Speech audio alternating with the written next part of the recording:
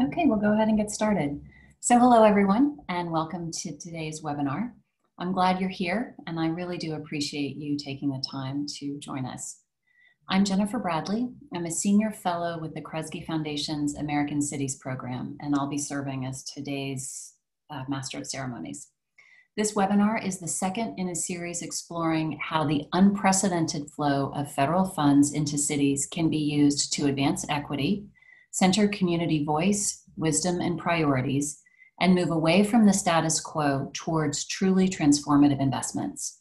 And you can learn more about this series by going to sharedprosperity.org. During today's webinar, we will hear from Arvind Badapalli, Nikita Airy, and the team at the Urban Institute on tracking the main tranches of federal funds that can be used to advance equity and how to apply lessons from previous federal relief packages to new spending. And because I know you will all ask, the slides will be available after today's presentation. After the presentation, we'll have a discussion with Simeon Bannister, the Executive Vice President at the Rochester Area Community Foundation, and Amy Ramirez, Manager of Policy and Advocacy at the Chicago Community Trust, moderated by Elena Stern of the Urban Institute, to learn a little bit more about how their organizations are tracking federal funds and applying lessons from a decade or so ago. Before we get started, here are just a few housekeeping items. As I mentioned, we will share out the slides, and today's session is being recorded and it will be shared online in the coming days. As you've probably figured out, participants are in listen-only mode for the duration of the webinar. We have built time in today's agenda to answer questions following the formal presentation. As you have questions, please share them through the Q&A function at any time during the presentation or panel discussion, and we'll get to them at the end of the webinar. So with that, I will turn things over to Elena Stern from the Urban Institute to get us started. Wonderful. Thank you so much, Jennifer. And thank you everyone for being with us today and taking time out of your days to join us.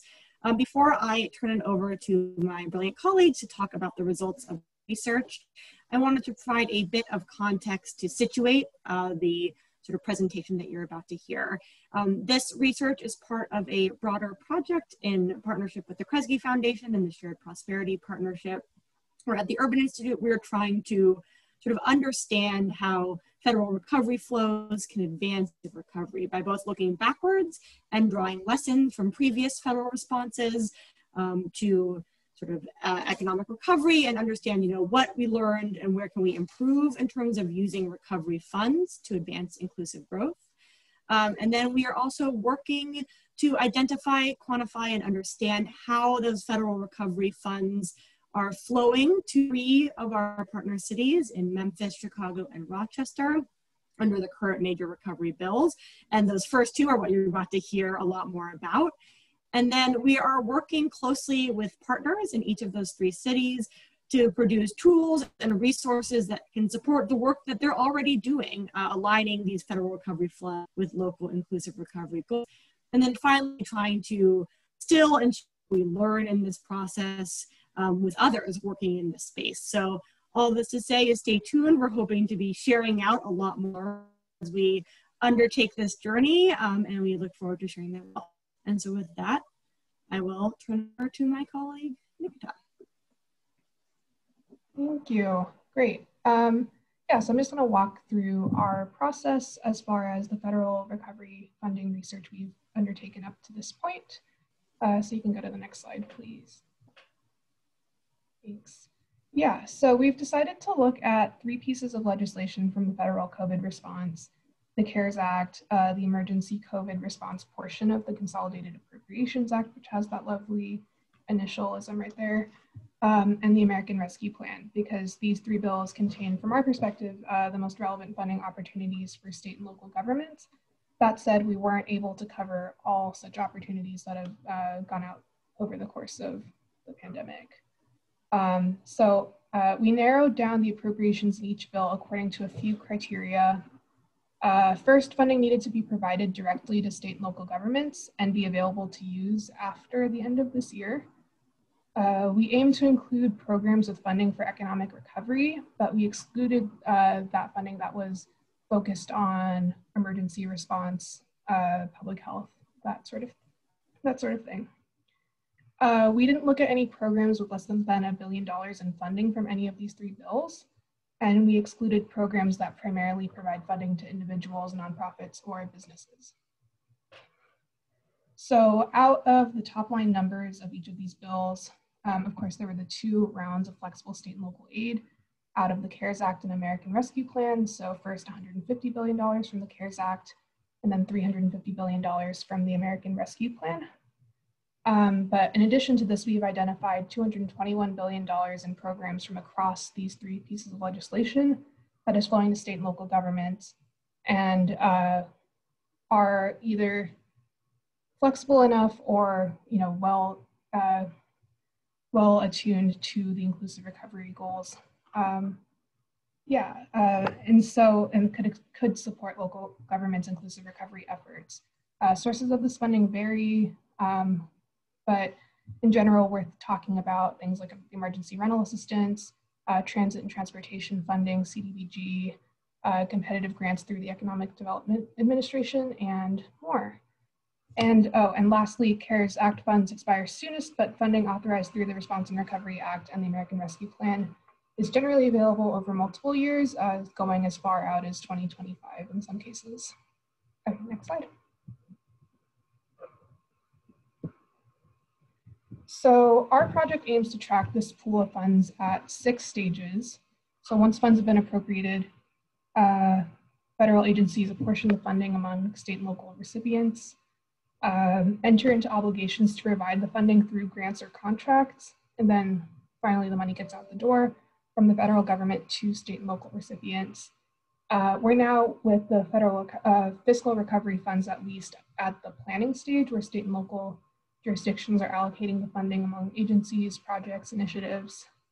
And in the coming weeks and months, we'll be following along as our partner cities award contracts and subgrants, and then report their final spending back to the federal government. Yep, and could you hit next? And so we're sort of patching together data from a variety of sources, be it federal agency guidance and data, as well as state and local procurement reports and federal reports in order to kind of put this picture all together. Next, please. All right, so of the appropriations that we've analyzed, you'll see that in the blue portion there, the flexible state and local fiscal recovery funds represent 7% of the total in the CARES Act and 17% of the total in the American Rescue Plan. But then if you add in the additional funding that we've identified overall, that's about 15% of the funding across the 3 bills for a total of around $800 billion. Okay, we can go to the next slide.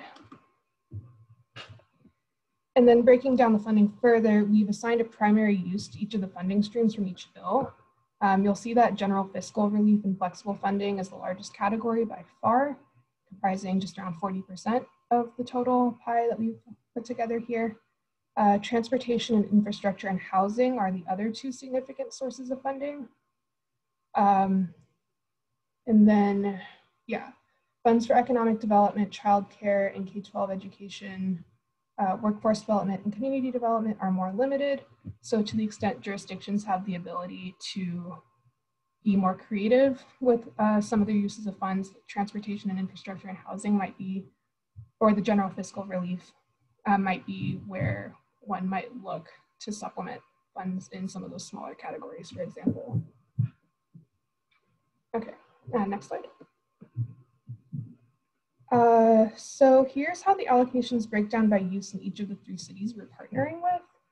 As you can see, the fiscal recovery funds and coronavirus relief fund flexible dollars make up the majority of funding in each of these 3 cities. That's there in the yellow. Community development and housing are relatively smaller pieces of the pie. And at this stage, we're treating transit funding as a city allocation, even if some portions of the transit funding are managed by the metropolitan planning organizations in the region. But we're including them here because they are a relevant part of the overall funding for the residents of the cities in question. And of the 6 categories we talked about, I talked about in the previous slide, childcare and workforce development funding either has not been allocated to the city level yet as part of competitive funding processes, or those funds are state administered. So that's why you're only seeing the 4 categories here. Great, and next slide, please. And then lastly, we've been able to track city level expenditures for certain programs. So we have the Coronavirus Relief Fund, the first round of the Emergency Rental Assistance Program, and then the American Rescue Plan Fiscal Recovery Fund on this graph here. And so across the 3 cities, the relief dollars from the CARES Act are mostly expended. And that is consistent with the fact that they're mostly they're eligible to be used until the end of this year. The emergency rental assistance first round expenditures vary a lot more across the 3 cities. And so, yeah, ranging from 31% in Chicago as of, I believe, August 31st to 94% in Monroe County, where Rochester is located.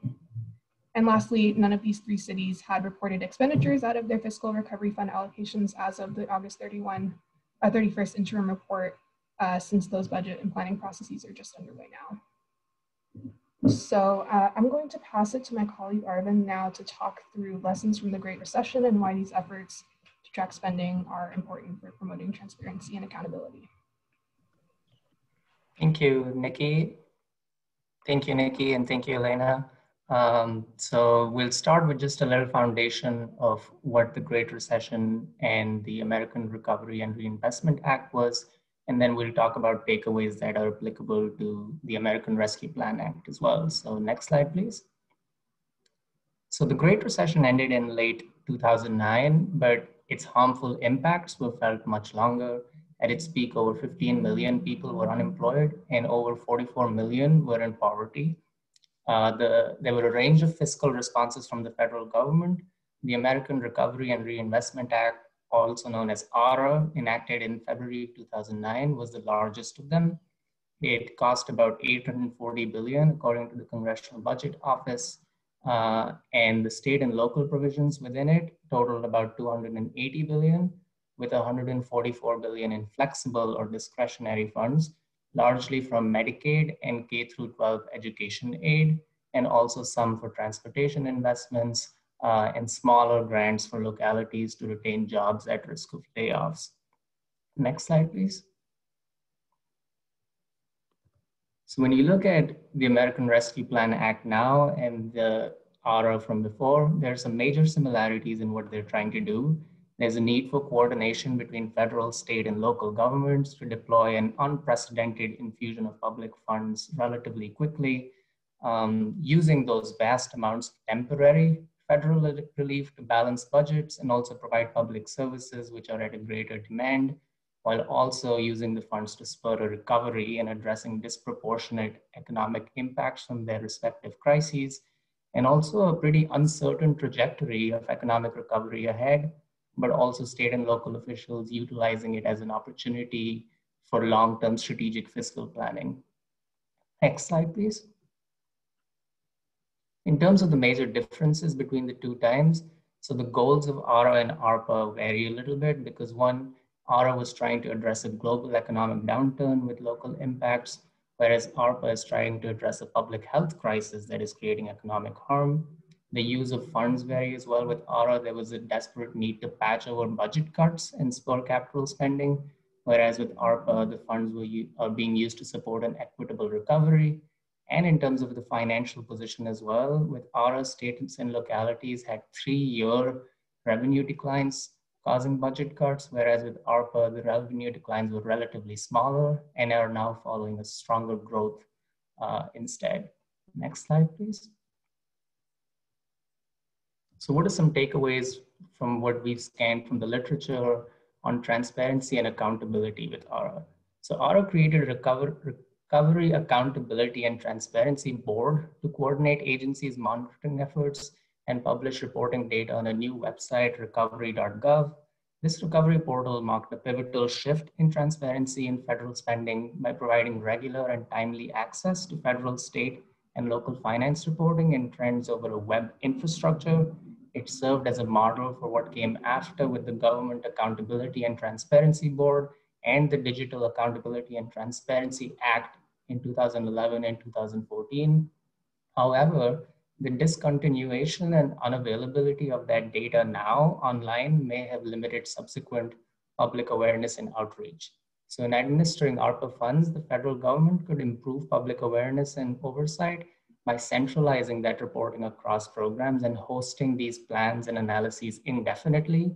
In fact, the Pandemic Response Accountability Committee is already trying to make those efforts now to ensure that its library of data sets and analyses will have a permanent home after it is slated to disband in 2025. There was also a lot of collaboration across states and localities. For example, New York City officials formed what was called a big city network with over 20 other large cities, including LA, Philly, Phoenix, and Seattle. And per the Government Accountability Office, this network's feedback was considered key input by the White House and was also used to disseminate information to other local governments and nonprofits. With ARPA, state and local officials may also benefit from leveraging such partnerships to learn from each other's planning, spending, and evaluation strategies. For example, Vermont state government right now has provided funding to the Vermont League of Cities and Towns to establish an ARPA coordination and assistance program for peer-to-peer learning. Number 3, reporting requirements posed a steep learning curve for state and local officials. ARRA's enhanced quarterly reporting requirements led to a lot of errors on the recovery.gov website. There were some misnumbered congressional districts and zip codes, and some job counts were also overstated.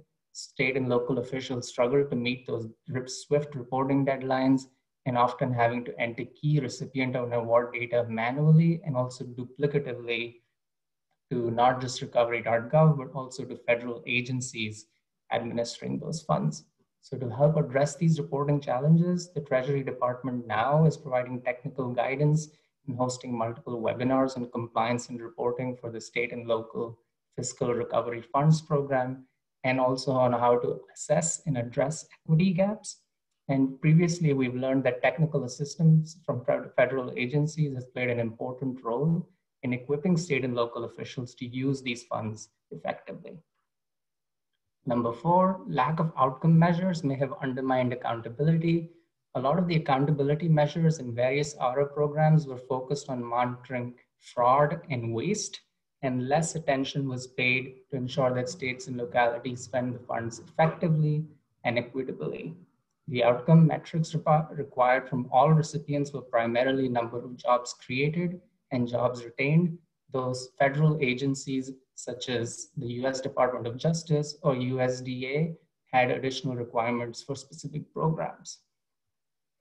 With ARPA, the guidance explicitly prioritizes an equitable distribution of government benefits and prioritizes investments in underserved communities. So for state and local fiscal recovery funds, for example, recipients must submit annual reports showing how their current and future use of funds will provide meaningful equity results at scale. Next slide, please. We also found takeaways from ARRA on equity and inclusion. So starting with number 1, ARRA represented the federal government's largest economic stimulus effort since major advances in civil rights law in the 20th century. And according to Professor Olatunde Johnson from Columbia Law School, the emphasis on anti-discrimination and equal opportunity in ARRA guidance, coupled with certain agencies explicitly prohibiting inequitable practices, differentiated ARRA from previous landmark stimulus legislation, such as the New Deal. Now, the federal government's emphasis on equitable outcomes with ARPA goes beyond equal opportunity and demonstrates an urgency to tackle social inequities. For example, the state and local fiscal recovery funds, one of the guiding principles includes addressing systemic public health and economic challenges that have contributed to the unequal impact of the pandemic. And the Treasury rule also highlights the importance of addressing racial disparities in employment and education. So this explicit focus from the federal government may encourage state and local leaders also to integrate equity into their own budgeting strategies in the long term. Number two, initial state and local allocations helped avert government service cuts. So states initially used ARRA funds to reverse planned budget cuts for education and healthcare programs. And in doing so, they averted government layoffs that could have disproportionately hurt Black and Hispanic or Latino workers. Furthermore, allocation formulas for Medicaid reimbursements, CDBG grants, and K-12 aid for school districts helped channel resources to places which had higher levels of poverty. However, after most federal aid ran out within 2 years, most state and localities did make budget cuts because of continued budget imbalances and due to weak property tax revenue growth. And an enduring criticism of ARRA is that total local, state and local funds were insufficient to both meet budget gaps and also set a foundation for equity-focused initiatives in the future. So for example, we saw in a GAO report that school district officials in Flint, Michigan noted that while they were hoping to use ARRA funds to improve their early childhood education program and repair school facilities, the funds allocated to them were only adequate to meet budget deficits for current education programs and not much else. So the larger scale of funding with ARPA creates a historic opportunity for state and local leaders to go beyond just patching budget gaps and to truly integrate equity into their spending and revenue streams. However, similar to their position in the Great Recession, states and localities will want to strategize on how to avoid a fiscal cliff when federal funds run out and how to sustain those equity goals in the long term. Number three, agency regulations shaped equity measures and reporting. So Congress delegated key accountability decisions to federal agencies, creating a patchwork of reporting with varying attention to equity outcomes. So we saw that, for example, USDA broadly measured food insecurity outcomes, but are not focused on those most needing assistance or those most impacted by the recession. Given ARPA's state and local fiscal recovery funds emphasis on equity, cities are starting to submit their first round of recovery plans that look different from then. For example, Buffalo, New York's recovery plans proposal include disaggregated service industry employment data by race and various maps of the city by neighborhood to illustrate how its program may improve equitable outcomes. And with HUD's Home Investment Partnerships program, cities are required to report the number of households receiving housing supporting services and housing counseling, but also the race and ethnicity of householders assisted. So the newly instituted requirements with ARPA emphasizing equity and disaggregated data, as well as the Equitable Data Working Group created by the Biden administration, can play an important role in helping develop consistent guidance for all ARPA funding administrators and recipients to collect data and track outcomes disaggregated by race, income, and other factors. And number four, prioritizing shovel-ready projects may have undermined equity and inclusion measures. So most of ARRA's competitive grant programs for states and localities emphasized rapid timelines and quick start of shovel-ready projects. For example, EPA staffers and grantees noted that awarding projects quickly, but also to the benefit of disadvantaged communities and small businesses, would have way extended their deadlines, and they had no existing processes in place to even identify disadvantaged communities. And similar problems also marred the early COVID-19 relief responses, such as with the CARES Act's Paycheck Protection Program, which primarily relied on traditional banks. Since these banks typically favor their existing base of customers, this meant that Black and Hispanic or Latino businesses, which are more likely to be smaller and newer, faced significantly longer loan delays and higher rates of loan denials. So with ARPA funds, expediency may not be as concerning because of the longer timelines and because many large cities already have robust community engagement plans or even dedicated agencies focused on centering racial equity in government operations. And we're seeing examples from Richmond, Virginia, or Milwaukee County, Wisconsin, for example. Local officials are ensuring that survey and town hall feedback on how to reverse historical disinvestments in Black communities are incorporated into their ARPA planning. And with that, I will now pass it to Elena. Perfect. Thank you so much, Arvind, and thank you, Nikita, for both your presentations. I was just struck listening to you. I think you did a great job of sort of illuminating the stakes of our current conversation, both with the unprecedented amount of resources that are flowing to localities, and then also looking back at the Great Recession and underscoring the importance of a real focus on transparency, accountability, equity, and inclusion.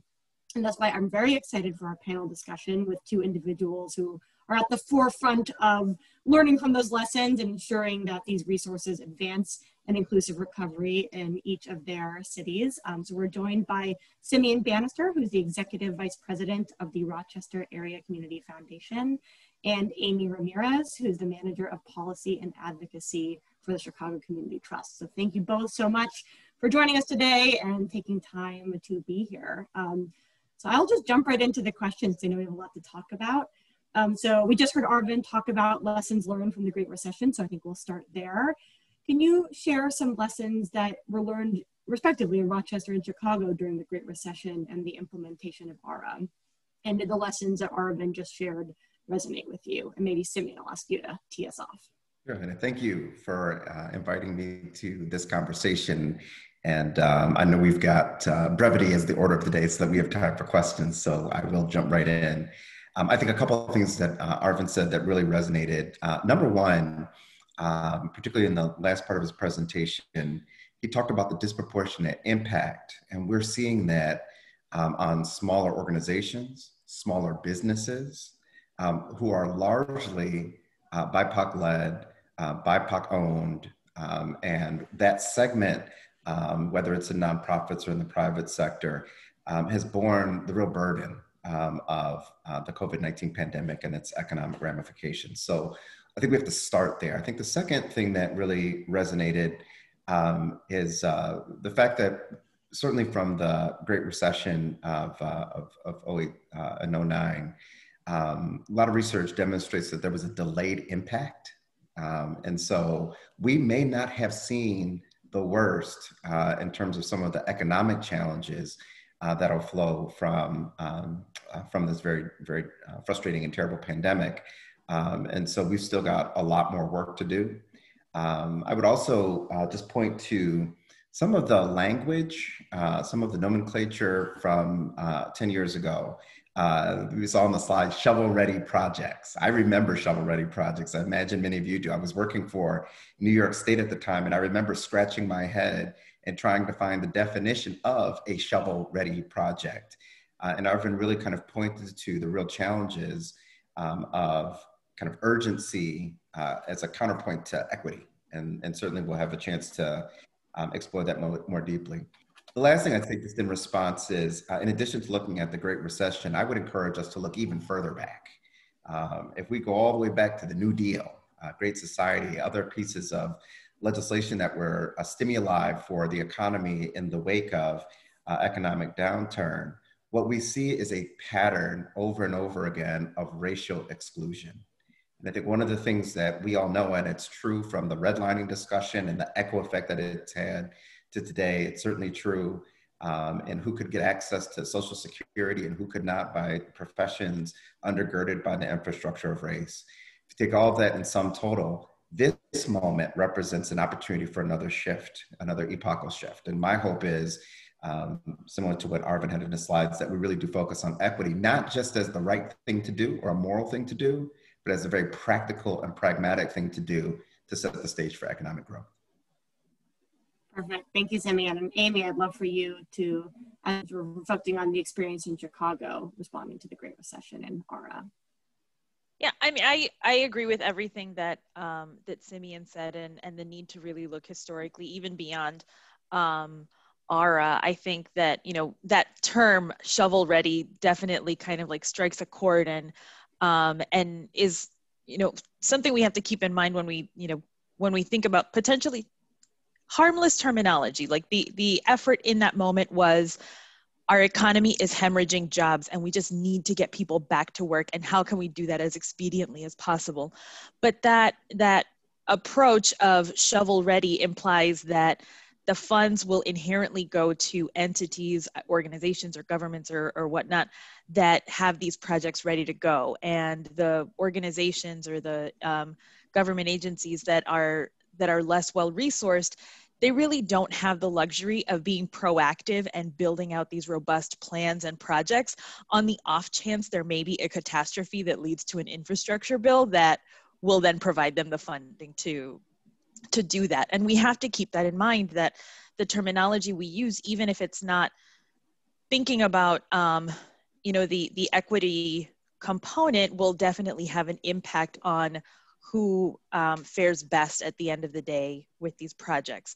And with that, I would only add that what we're evaluating now in this research that we're all partnering with Urban Institute to do is that this is not just a post-mortem exercise. It is lending the opportunity for a pre-mortem to say, this is the money that's still available. This is the funds that we anticipate will continue to come through an infrastructure bill and or the Build Back Better plan as those continue to work their way through Congress. And how can we leverage these opportunities to really be forward thinking, to not just plug holes, to be really thoughtful and pair these investments with equitable policy reforms that are also incredibly necessary.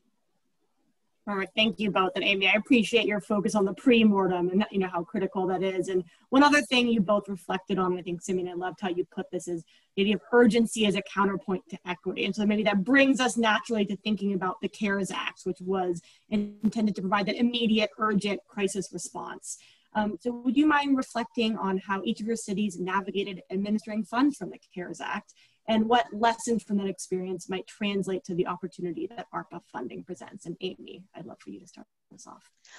Yeah, so when I was thinking about this question, part of me just had to kind of go back and look at what was happening when the CARES Act passed, because so much has happened so quickly that it really feels much longer ago than it really was. And, at the time that the CARES Act passed, the COVID cases and unemployment rates were still spiking. There was not enough, the infrastructure and system to capture people who were falling into the unemployment system and or became eligible for public benefits was not robust enough to carry the people who needed that assistance. COVID testing was still incredibly sparse. The idea of a vaccine seemed completely far off. And there was still, we weren't mandating masks yet because there was a concern that there would be enough PPE to go around to everybody who needed it. Paired with, this bill passing at the end of March, and then by the time the funds became available, we saw increasing unrest across Chicago and many cities around the country due to racial tensions and police-involved violence that also caused an increase in deploying National Guard in some places and police officers and whatnot.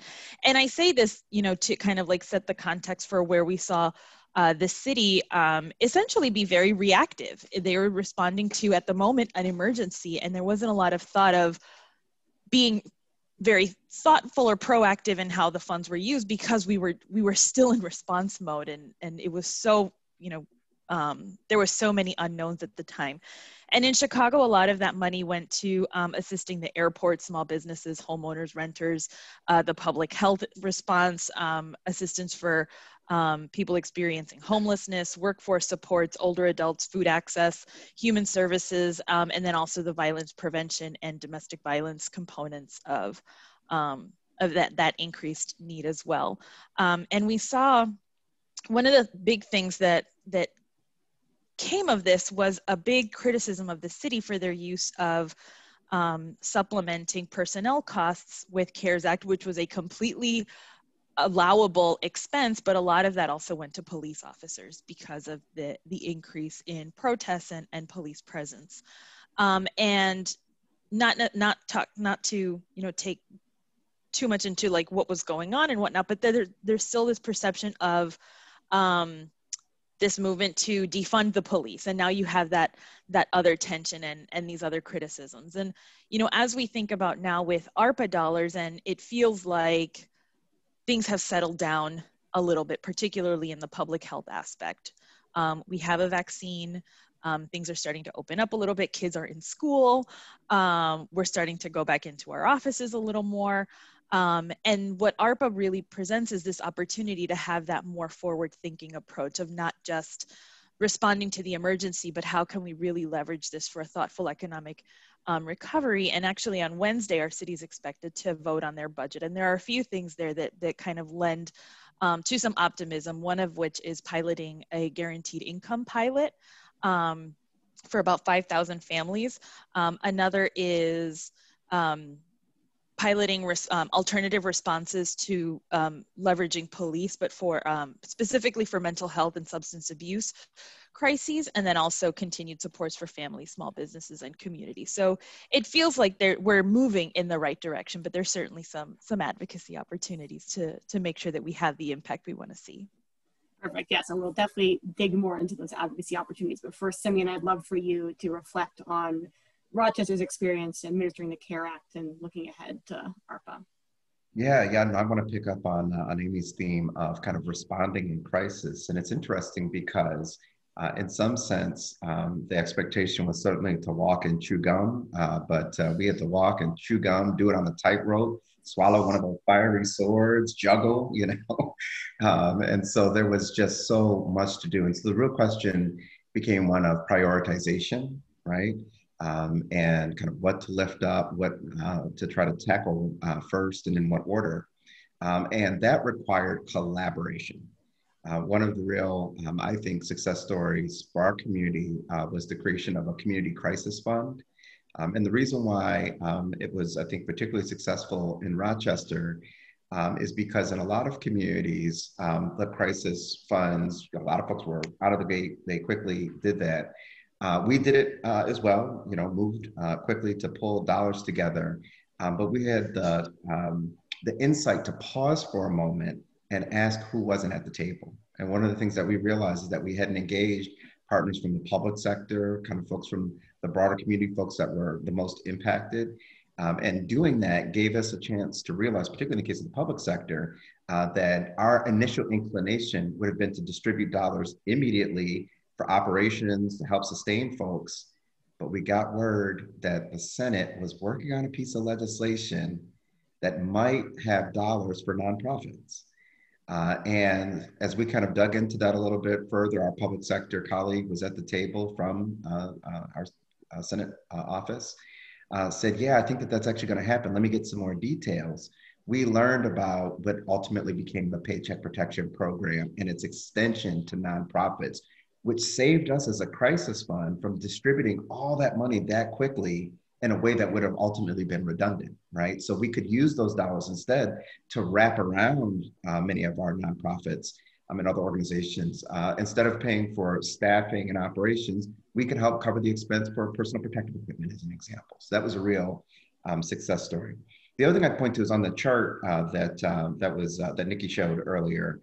You saw that we had a pretty high number, and I think there was a question that came in the chat about some of the disparate spending amongst our cities. Ours is really high in rental assistance. And part of the reason for that, again, this theme of collaboration, was that a number of partners came together to focus on eviction prevention and created a new eviction prevention pilot program that we hope becomes normative. And it really set resources aside to make sure that folks would be stabilized in their homes. And that brings me to one kind of final theme here, which is I think the validity of direct support, right? And I often feel like we lose track of the dollars that go direct to homes so that families can make decisions about what they need to do and how they need to respond.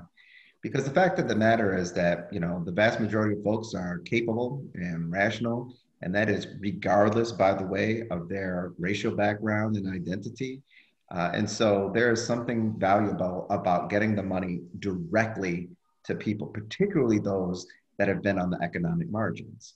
And one of the lessons that I've certainly picked up from Urban Institute and others is that families, marginally speaking, but still, there's some gains that families have made in their overall financial circumstances as a result of some of the direct stimulus. And that's something that we ought to A, be proud of, B, bang the cymbals and let everybody know, because if it can work in crisis, there's no reason why we can't think about that in times that are a little bit more regular to ensure that we're lifting folks up. All right, thank you both so much. And I appreciate each of your reflections on the importance of collaboration. And Amy, I think something you said really struck a chord with me of just the opportunity that ARPA provides for really thoughtful, inclusive recovery planning. And so that sort of segues us into our next question.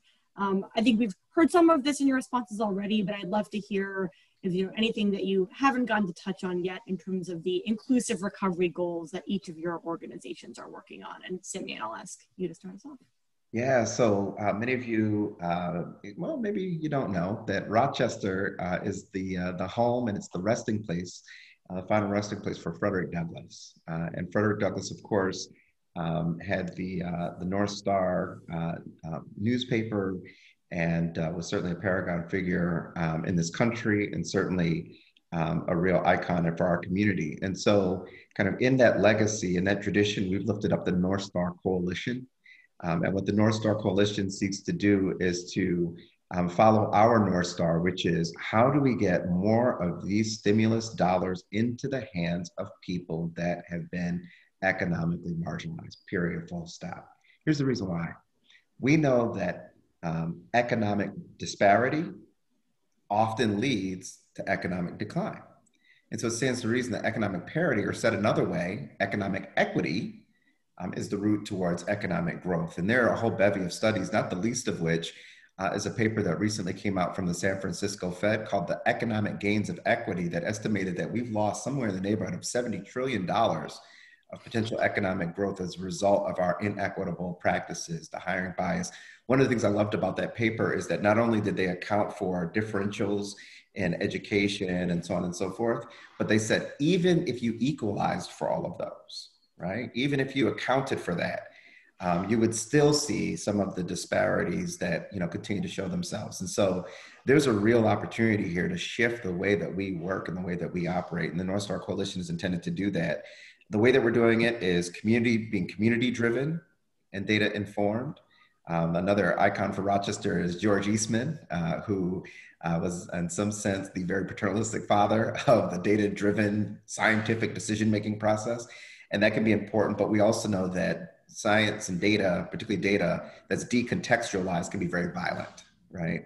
And so it has to be held in context within the broader community. And so we are focused there. We're also focused on trying to solve for urgency and equity, as was mentioned, and thinking about, if you think about the challenge here, what we're confronted with is trying to reach out and connect with people super quick that we don't usually talk to as systems. Right? That's the fundamental problem. And it's really hard to do that because that's relational.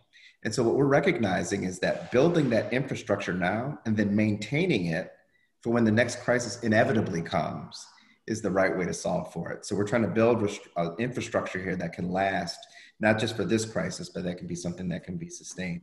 And then the last piece is for us to really have a learning table. And so we're learning from Urban and others. And then we're introducing that information into our community so that we can make informed decisions. And also to make sure, by the way, that we know what the monies are and they can be used for, so that we're not left with the shovel-ready project again, shovel-ready project problem again. Perfect, thank you, Simeon. And Jennifer has just reminded us that the Q&A portion will start soon. So Amy, I might ask you to close us out with our last question, which is, can you, and I think an excellent transition from Simeon about the importance of data, but also the potential violence of decontextualized data. And so it's a great transition into the role that sort of research and evidence plays in these conversations. And so how does information on COVID-19 recovery legislation inform inclusive recovery conversations that are ongoing in Chicago? Yeah, I think so. This is kind of a perfect place to express how excited we are about this partnership with the Urban Institute, and how advocates and government officials and anybody who is at all interested in seeing a thriving recovery come from this pandemic will benefit from this partnership and this research to really make informed decisions. There are, there's billions and billions of dollars that have already come into the region and been spent. There's more billions that have come in that they haven't been spent yet or been appropriated. And then there's, more than $1 trillion that we're still expecting to flow throughout the country in terms of from the Build Back Better and infrastructure plans. And through this entire time, I think that all of us have felt that while there's an opportunity for thoughtfulness, we're all just drinking out of a fire hose. There's the federal dollars that have come in for the specific buckets of housing relief, small business, the public health aspect, broadband.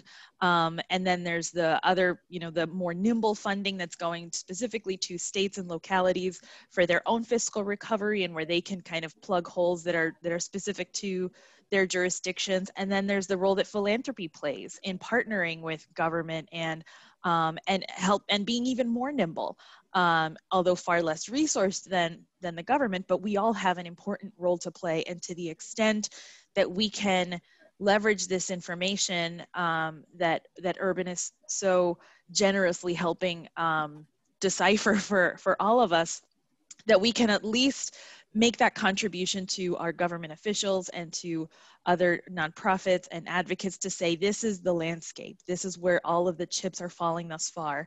And here it is for you to make more informed advocacy decisions and ask for more poignant questions. So research is hugely important, and it's frequently what kind of like gets thrown to the wayside because we all just have to keep moving.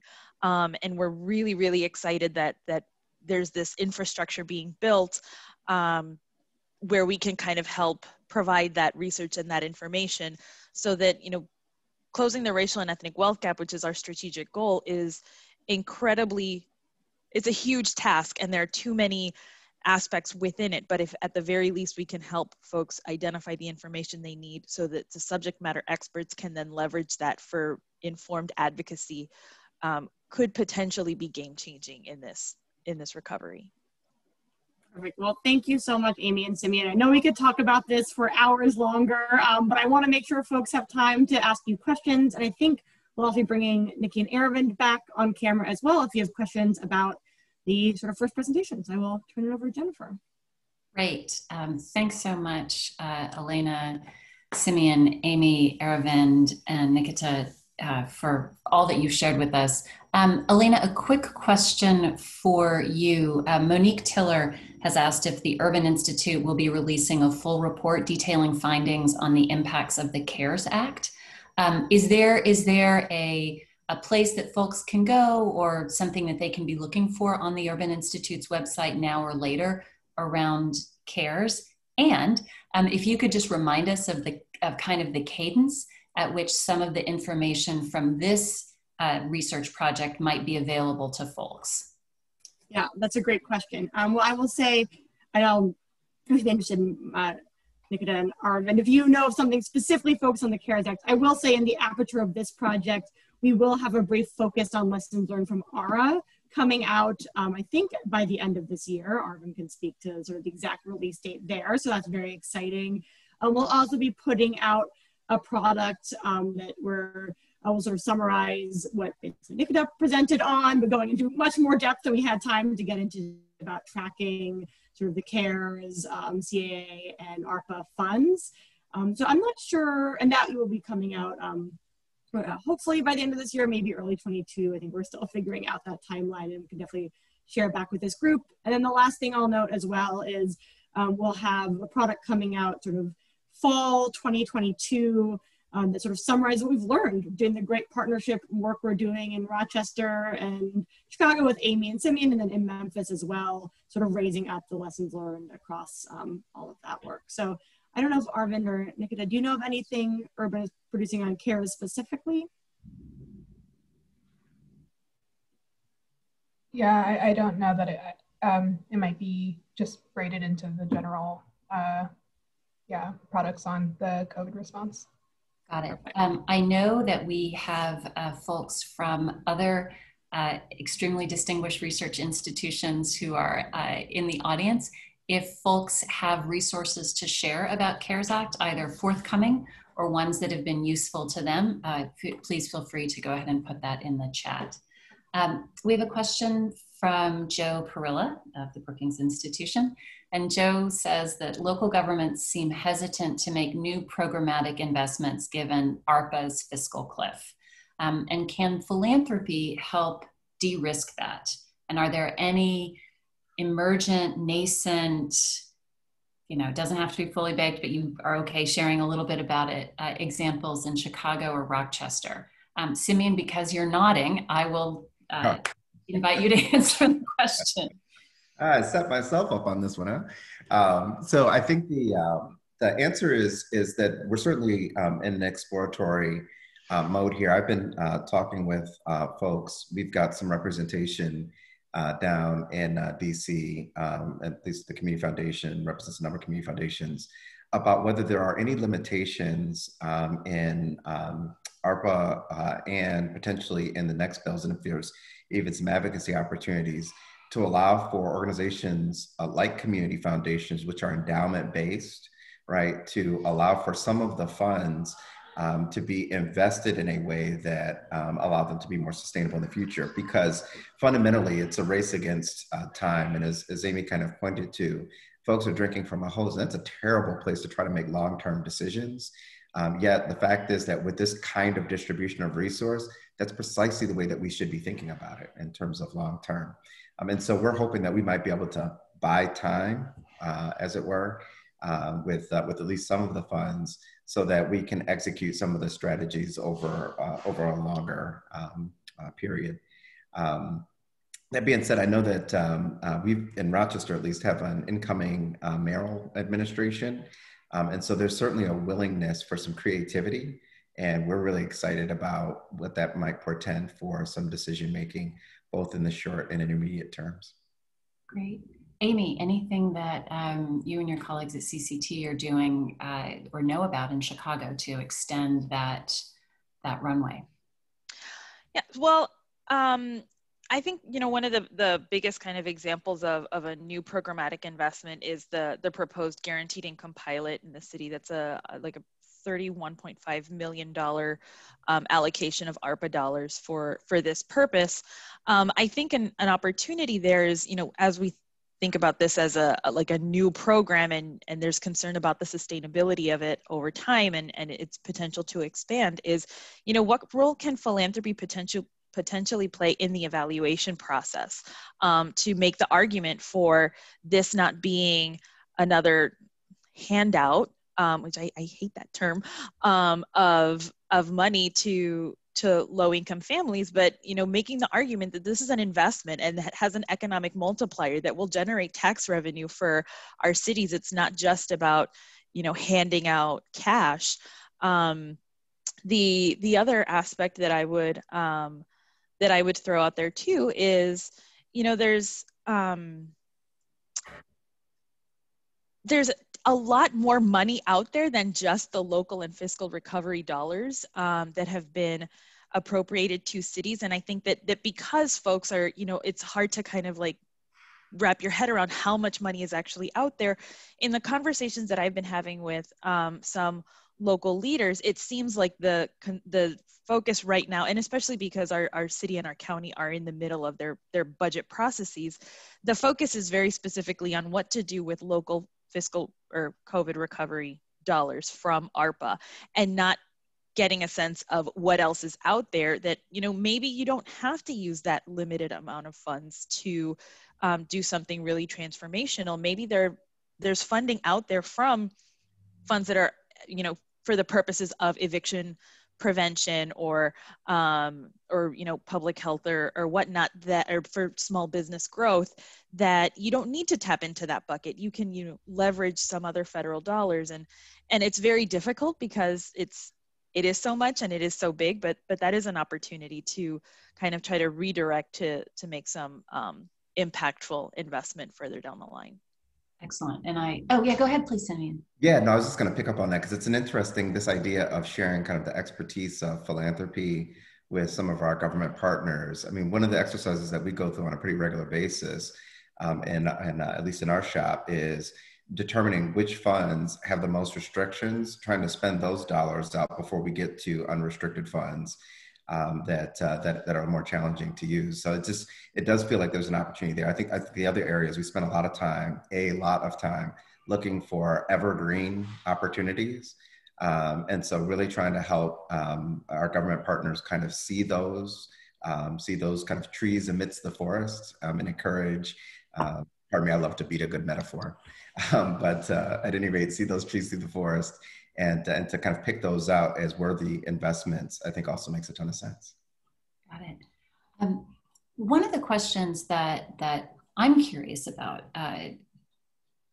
is how, Amy, you talked about the idea of it's very hard for local governments to build robust capacity in, rapid response or in community engagement when there's not a crisis, right? Because there's so many demands. And yet it's also really hard for them to build that capacity when there is a crisis.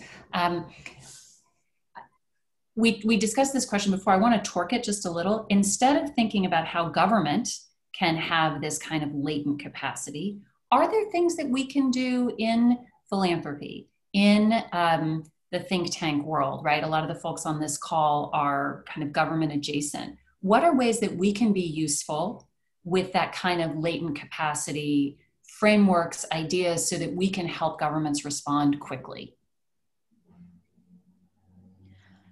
I mean, I think that's an excellent question, and a huge opportunity for this better connection between philanthropy and government is just, our convening power.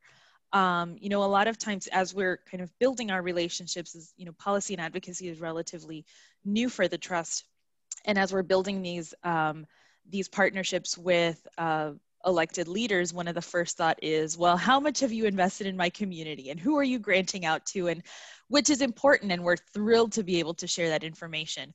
But we also are trying to frame the narrative that that's not our only contribution. We have this convening power. We can link these local leaders to subject matter experts in academia and other think tanks, and with the Urban Institute, and these other resources that are available, because I don't think that I don't think it's a lack of will or desire to be proactive. I think it's just being reactionary when you have to be reactionary, and then just not having the time to come up for air and really see the forest for the trees when the opportunity presents itself. And to the extent that we can just, start by opening those doors and having those conversations with leaders to say, where are you struggling? Where do you need more information, and how can we help get that to you? I think that could be a huge improvement.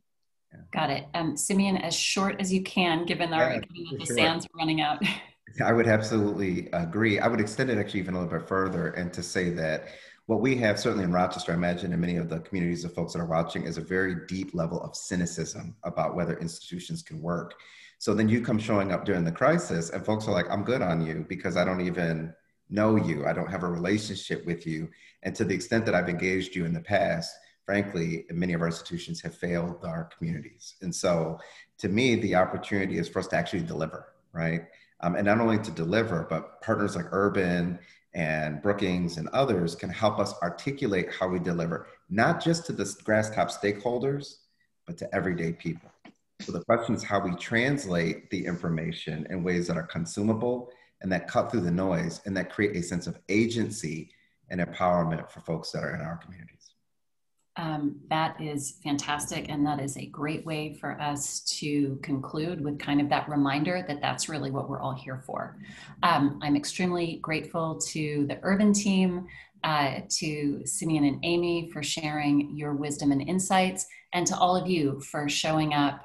The chat was spectacular. There's lots of resources in there. We will try to capture those and send those links out when we send the link to the to this overall webinar and the Urban Institute presentation slides. In a few days, you'll receive an email with all of that stuff. It will alert you and give you a registration link for our next webinar in this series, which is scheduled for November 18th at 1 p.m. Eastern, 12 p.m. Central, 11 a.m. Mountain, 10 a.m. Pacific, and will feature experts from the Brookings Metropolitan Policy Program discussing how communities are organizing themselves and working with others to maximize the potential of ARP funds. So again, thanks so much to our panelists and presenters. Thanks to all of you, and we look forward to seeing you on November 18th.